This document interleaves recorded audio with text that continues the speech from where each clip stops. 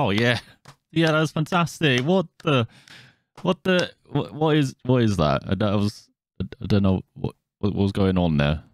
And can someone explain?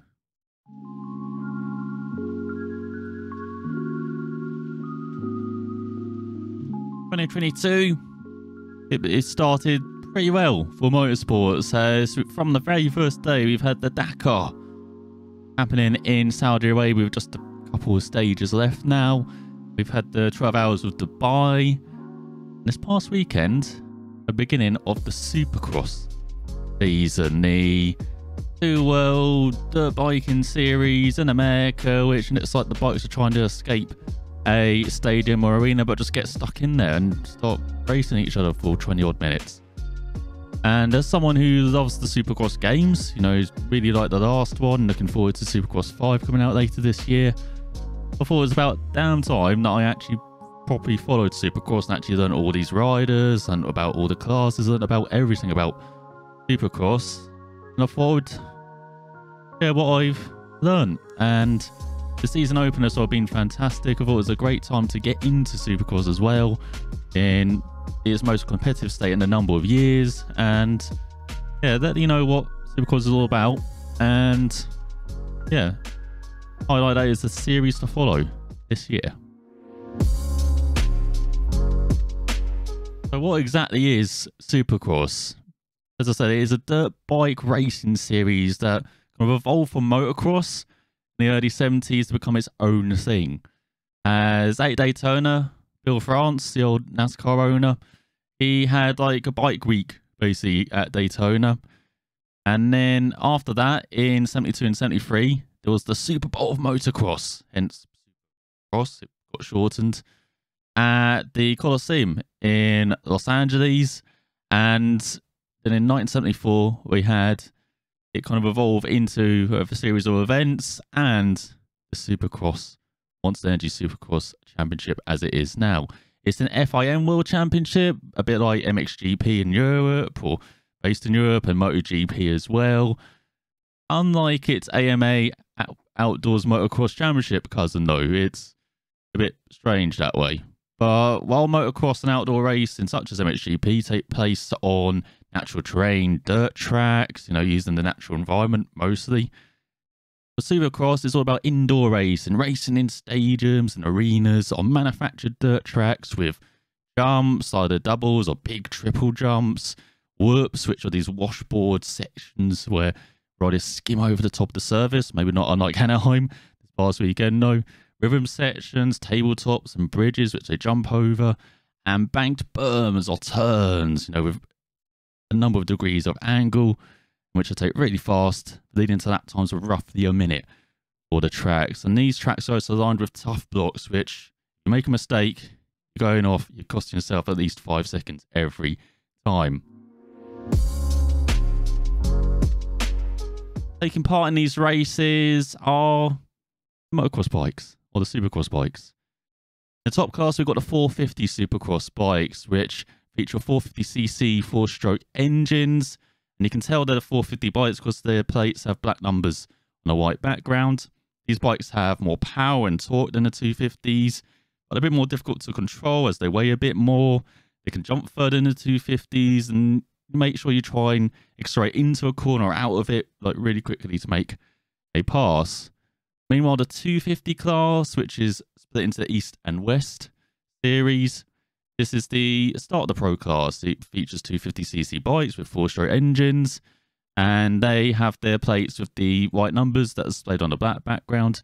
They rev higher than the 450s, and at times can actually be similar to the big bikes. As we saw at the weekend in Anaheim, they're doing like 57-second lap times, which is actually pretty close to the 450s, like Christian Craig was in the race. So there are different track conditions going on. Oh yeah, they can be similar in that times. And in both series, the points leaders, so for 250s, that's Christian Craig, 450s, that is Ken Roxon, they have the red plates on the front of their bikes. And if it's two riders shared on points, you know, equal points, it would be, you know, 2 red plates in the field. So where does Supercross race? Well, we just had the season opener this past weekend. And that's the start of a stretch of 17 events in 18 weeks from January to May, with only the Easter weekend off for the riders. As we also got 10 250 Supercross West races and then 9 250 Supercross East races as well. Because in the second half of the year, that's when they race outdoors at the AMA Motocross National Series as well. And supporting these Pro Series, we do have like junior races. So we've got 11 races of KTM Junior Supercross, which is open to 7-8-year-olds racing on KTM SXE5 Sport mini cycles, and 7 races of Supercross Futures, which can be difficult to explain, but basically it's the bridge from amateur to pro 250 Supercross, at least this year. Next year it's going to open up to different age ranges, and also it has like regional events, like 6 regional events for the finale at Salt Lake City at the end of the season.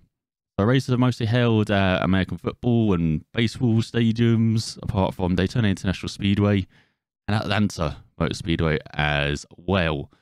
So the 2022 schedule looks like Anaheim 1, which we just had at Angel Stadium, which is home to the Los Angeles Angels in the MLB, in the baseball. And then this weekend we're heading to Oakland and the Ring Central Coliseum, which is home to the Oakland Athletics. But we're headed again to an MLB stadium in San Diego at Petco Park, which is home to the San Diego Padres. Then back to Anaheim before we go on to the first Triple Crown event of the year. We'll explain that later. As we head to Glendale, Arizona, and the State Farm Stadium, home to the NFL Arizona Cardinals. And then on to Anaheim again, and then on to Minneapolis and the US Bank Stadium, which is home to the Minnesota Vikings of the NFL. We have the second Triple Crown event of the season in Arlington, Texas, at the AT&T Stadium, home of the Dallas Cowboys, the Americans team, and the NFL. Before we head to Daytona and the halfway mark of the season on the sands of Daytona International Speedway. So open up the second half of the year, we head to Detroit and Ford Field, which is home to the NFL team Detroit Lions. We're heading to Indianapolis at Lucas Oil Stadium and the home of the Indianapolis Colts of the NFL.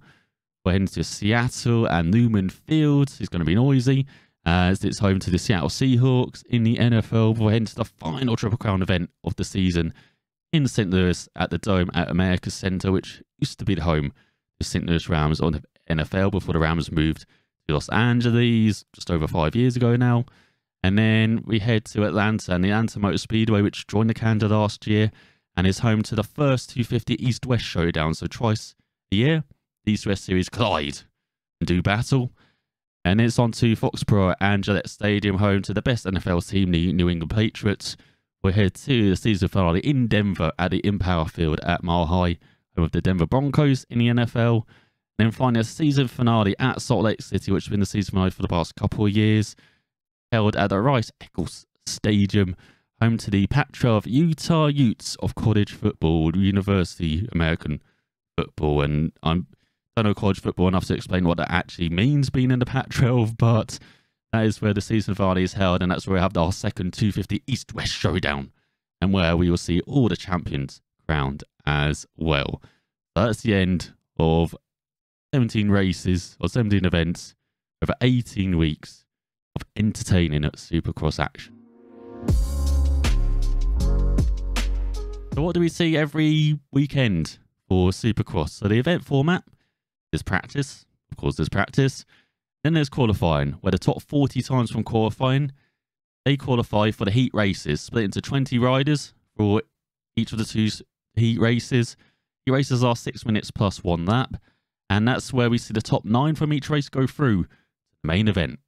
All the other riders, all other 22 riders, they go through to the last chance qualifier, where after 5 minutes plus 1 lap, only 4 of them will go through to the main event, so it can be mayhem there.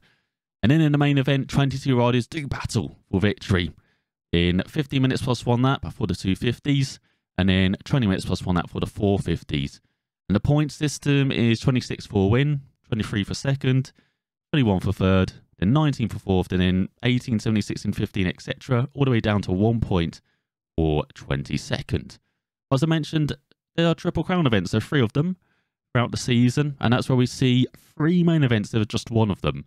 A slightly different format, where for qualifying we see just the top 18 qualify for the main events.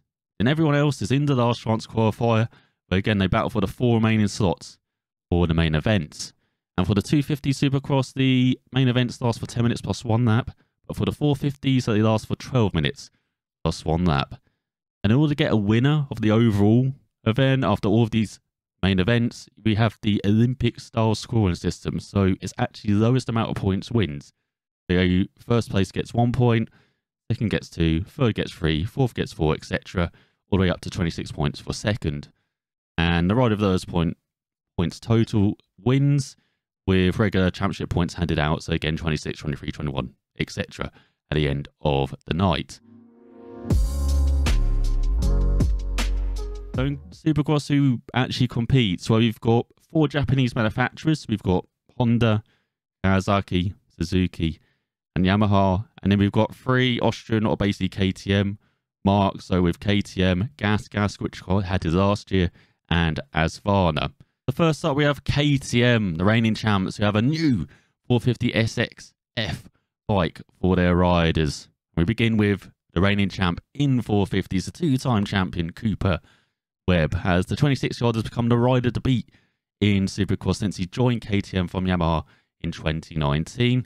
And in the off-season, he has split from the Baker's factory, the stable of trainer Alden Baker, who trains like KTM and Husqvarna riders, as a legendary rider trainer as well, as he has won, or his riders have won 16 championships since 2000. So he's pretty damn good at what he does, Alden Baker, but so is Cooper Webb as well. So we'll see how much it affects him, this change, but I expect being Cooper Webb, it won't affect him too much, as he's kind of he's a bit of a rough rider. I would say he's someone who will do whatever it takes to win, and he won 8 main events last year on his way to the title, has 19 wins overall in his 450 career. He's also a 250 West champion as well, and 250 AMA Supercross, or Motocross, sorry, champion back in 2016. He is definitely the man to beat again in 2022.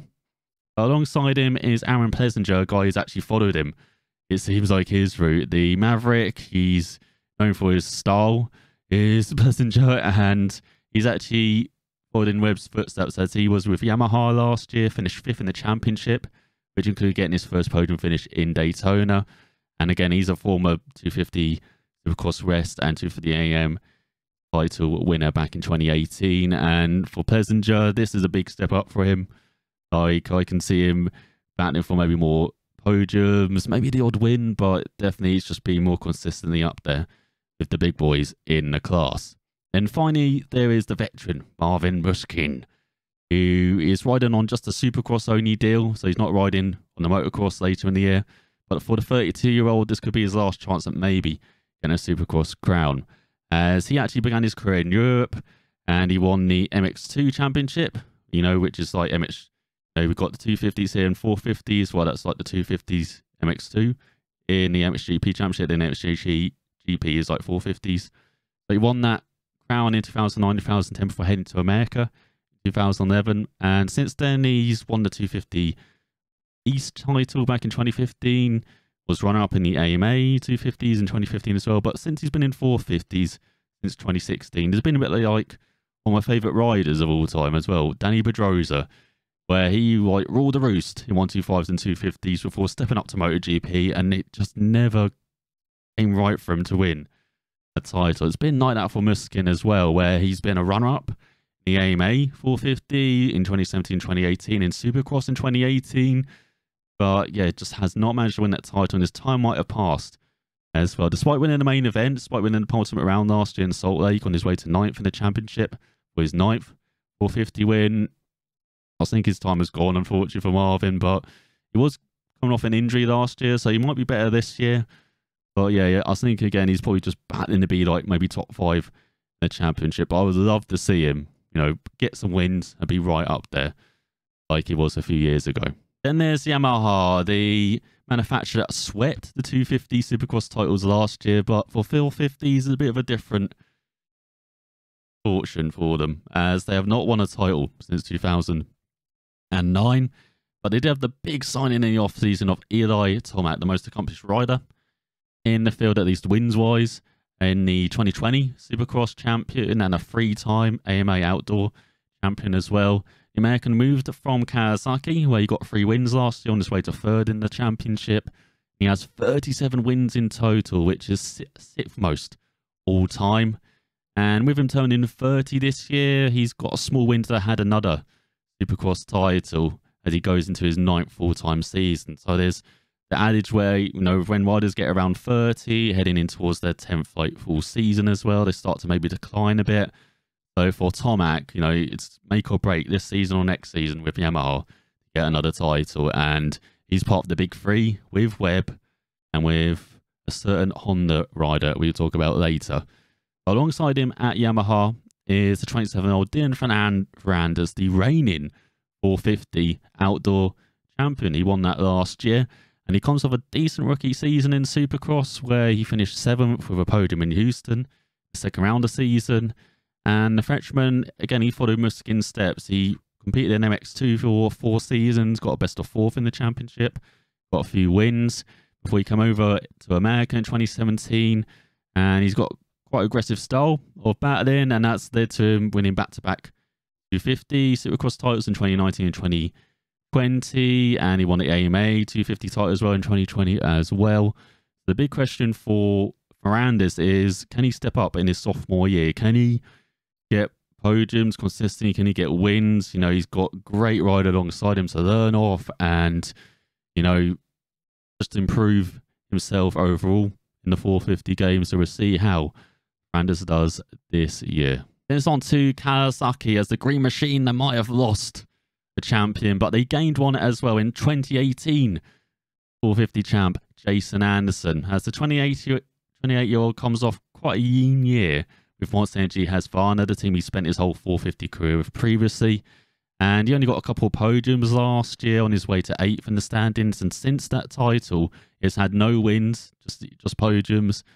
So he'll be hoping to add to his 7 450 wins this year with Kawasaki. He looked very strong in Anaheim this past weekend. Got a bit pushed out by Justin Barsha battling, and he was kind of off his game like battling. Maybe he needs to be a bit more aggressive there. But yeah, he's definitely got the pace in it. It's like the Kawasaki. So maybe not watch for the former champion to be right up there most weekends. And alongside him is 25-year-old Adam Cincheredo. I apologise for the terrible pronunciation. A rider with fantastic potential. Like, he stepped up from 250s a couple of years back, and unfortunately since then he's just been injured all the time. It's a bit like when Danny Pedrosa again stepped up from 250s to MotoGP. He was injured all the time in his first few seasons. That seems to be the same for AC as well. So he's coming off another injury this off-season, as he suffered a shoulder injury. So he's going to be battling back this whole season, unfortunately, just to, get back to full fitness and, get some results under his belt before potentially doing well in 2023. We will see the potential of the 2019 AMA 250 champ can be fulfilled at the top level then. Now it's on to Honda. Probably the big dog in it, it's like from Anaheim. They were fantastic with their 2nd season on a new generation CRF 450R bike, with the same lineup from last season for them, as they got hot property in 2020-year-old Chase Sexton, who enters his 2nd season after a trio of podiums last year, which saw him on his way to 12th in the standings, despite missing a 3rd of the season. As the 2019-2020 250 Supercross East champion, is definitely a rider to look out for this season.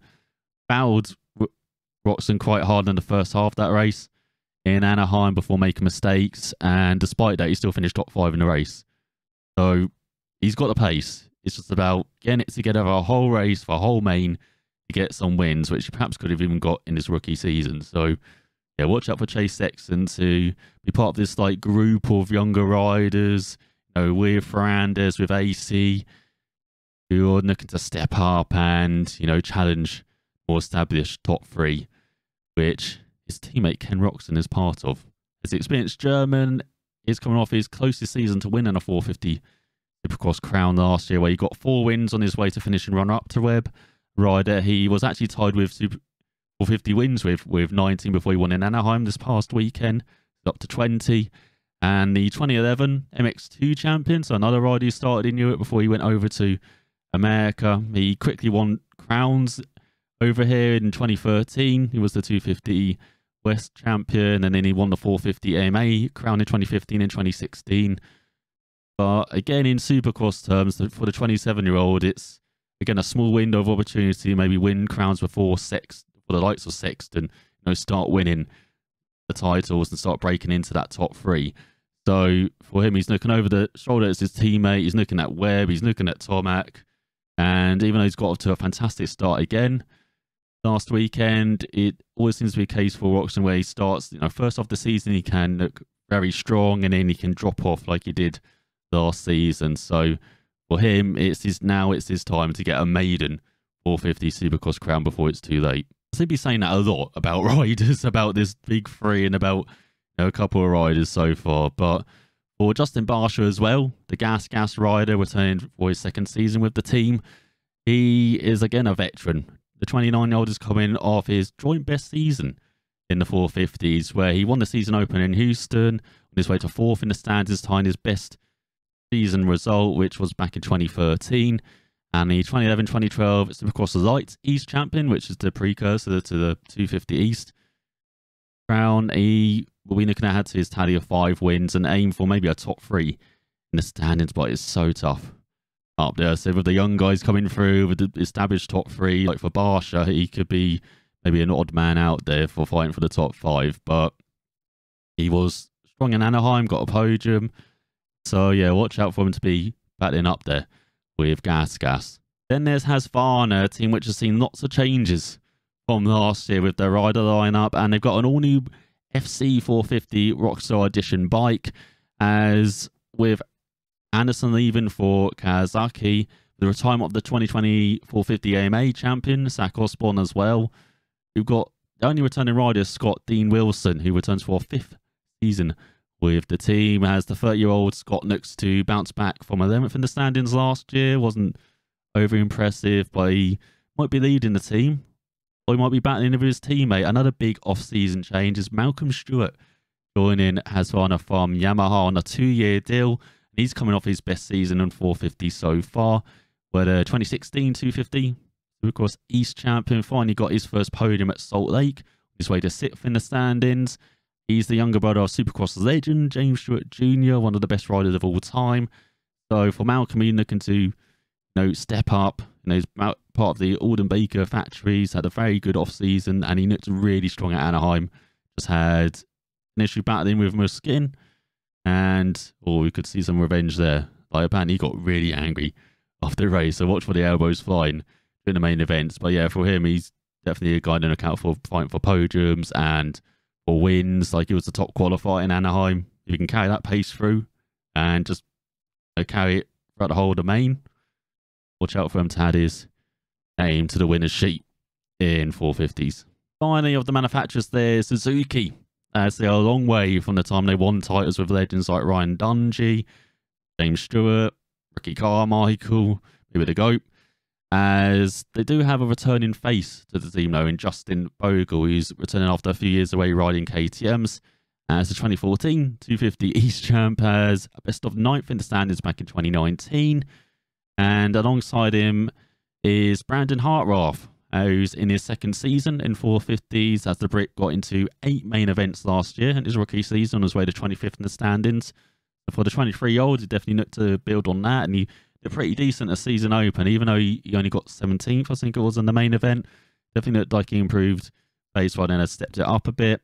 And then finally for the team, there's the veteran 31-year-old Adam Entignap, who's with his 4th season with the team. He's coming off getting just 4 main events last year. He was rated 34th in the standings, and didn't look that great as well in Anaheim, but we'll see if he steps up as the season progresses. Then some other names to watch out for. There is the Rocky Mountain ATV Jerry Savacci, who finished 10th in the standings last year. Solid top 10 rider, and he was again in Anaheim last weekend, so definitely watch out for him.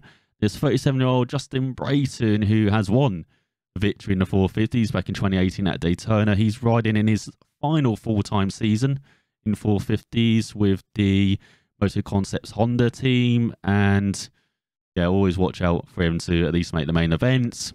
Then there's, again, a rider who's just won one main back in 2008 at Minneapolis, and that is Josh Hill, who's back with Team Tedder KTM, filling in for our favourite rider from the Supercross games, Benny Bloss, who unfortunately injured his ankle and collarbone in a December crash. So he's going to be out for a while.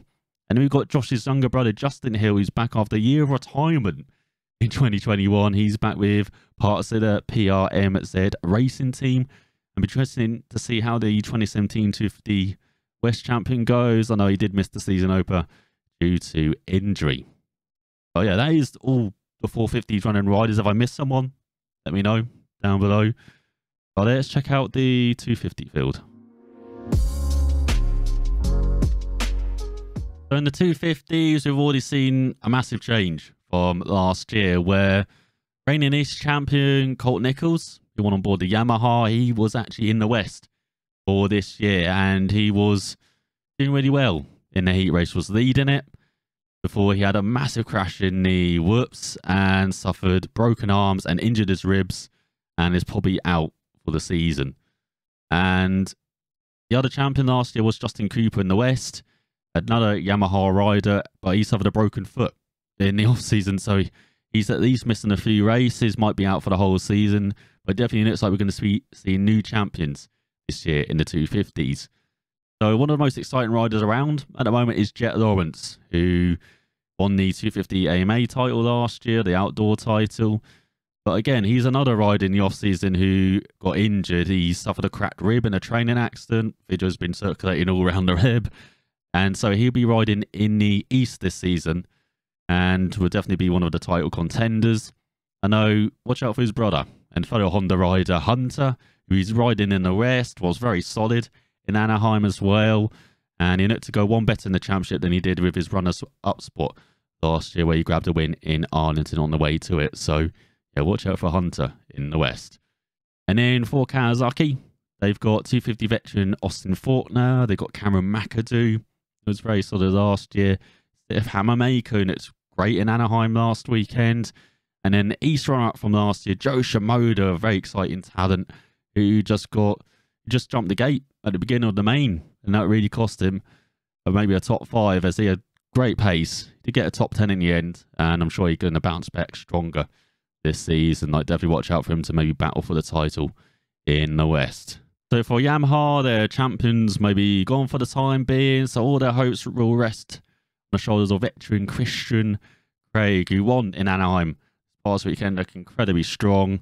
And the veteran, the 31-year-old, carried a red plate, but he was battling, up there last year, so I'm sure he'll be used to the pressure. But alongside him will be surprise package from last year, Nate Thrasher, who won a couple of races in the West last year.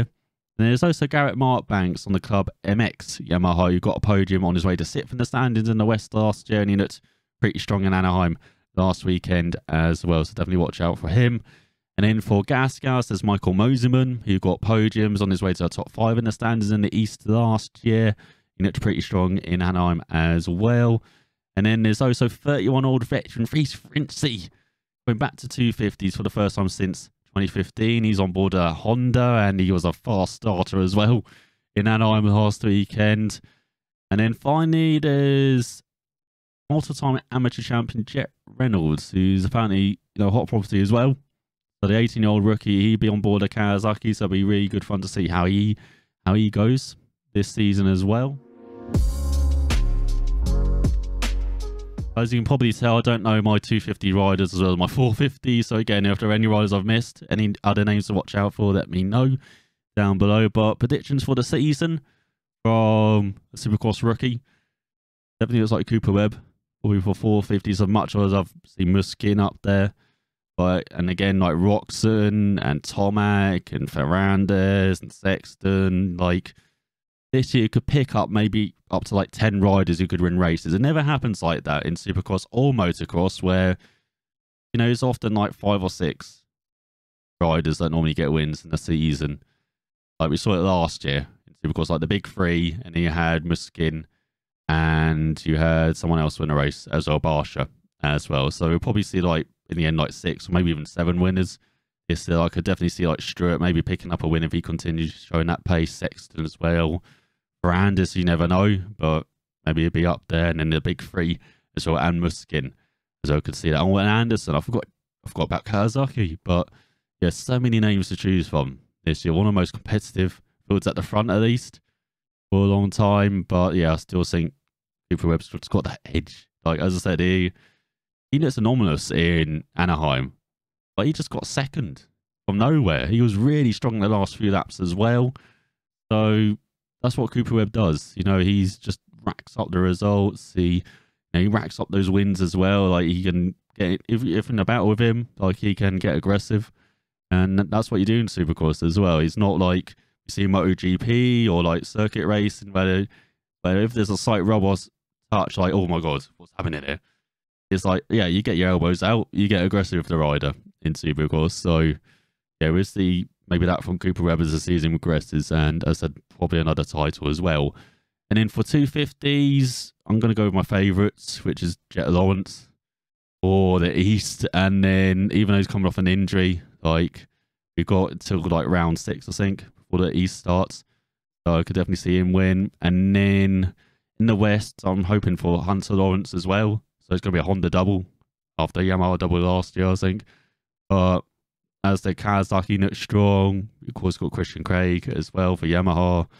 Like, it's going to be a tough battle at the top for both 250 series. But let me know down below who you are going for as well. Let me know how rubbish my predictions are as well. And how many riders are going to win as well in the 450s. Like, as I said, it looks like it could be a number of them, which is probably unlikely. But I don't know. So I hope that kills you, isn't it? It looks so close. It looks so exciting this year. Finally, where can you watch the damn races and main events? Well, in America, you can watch the races on NBC and its networks, the NBC, USA Network, plus Peacock streaming. Outside of America, the only proper way to watch it is the Supercross Video Pass, which is much like the MXGP or MotoGP or WRC Plus passes or RX Plus passes as well, where they stream all the events live. I know it costs a pretty penny, but Monster Energy Supercross do post highlights on their YouTube channels, which is like the NBC highlights after the races, and there are sporadic videos on the Motorsports on NBC channel too, and there's some other places where you can maybe find the races as well. But covering the races, covering the action is Racer X, which is a bit like the biggest publication, and I've seen there's a couple more as well. I learned from Anaheim, which I've forgotten the name of. But for more European perspective, there's also GateDrop.com, which mostly follows like the kind of MXGP side, but it also covers Supercross and the AMA Outdoor Series as well. There's also Start Your Systems, Kevin, who actually works with Racer X as well. Like, he covers the Supercross as well on his channel. Or playing the games really well, the Supercross games really well. So if you want actually good Supercross gameplay, like, he's definitely channel to check out as well, and hosts his like MX Simulator events as well. At least he did in the past as well. So yeah, that's where to watch. That's where to cover. That's what Supercross is. If there's anything I missed as a newbie, let me know. But yeah, I'm very excited to check out Supercross and follow it this season properly, and hope any of you watching this do as well, especially your fellow Europeans. I know it's tough because the races are like at night American time, so of course they're like early hours in the morning here. But always great, at least on Anaheim, like waking up on a Sunday, waking up to, you know, catch up on the 250 and 450s. That was great fun. So yeah, hopefully more of that. That got really spicy in the 450 main, 250s as well. Like, it's set up to be a great season of Supercross. Cannot wait to see what happens, and hopefully more predictions come out right and we just have a fantastic season of racing and battling, and as I said, elbows out racing as well. But unfortunately, I'll be back with some more good live motorsport action coverage, all the stuff, and we'll see you all next time. I don't get it. So they're trapped in a stadium arena and they battle to be the last survivor? Is that right? Is this just a battle royale, like real life battle royale? Is that what we're watching?